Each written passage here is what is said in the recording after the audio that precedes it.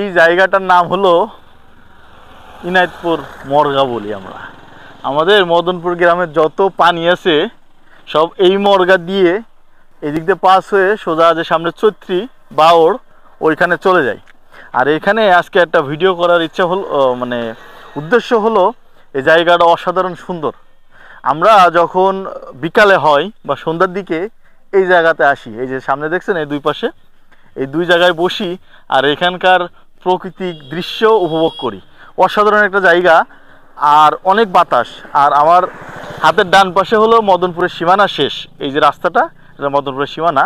এবার থেকে আপনার এদিকে আছে হলো মধুপুর আর এদিকে হলো ইনায়েতপুর, এটা শুরু। তো এটা অসাধারণ একটা জায়গা। সামনে একটা চৈত্রর বাওড় আপনারা হয়তো দেখতে পাবেন, আমি উপর দিয়ে দেখাবো। ওইটা হলো সেই চৈত্রী, সে চৈত্র বলি বিখ্যাত ভাইরাল সেই চৈত্র ওইটা। আর আমি এখন দাঁড়াই আছি হলো ইনায়েতপুর মরগার উপরে। এটা অসাধারণ একটা জায়গা, আমরা এখানে অনেক আড্ডা দিই।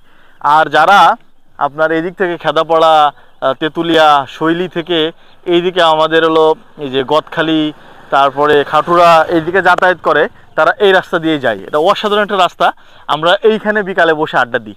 অসাধারণ একটা জায়গা, মানে মাঠের ভিতরে একটা সুন্দর, অসাধারণ লাগে সত্যি।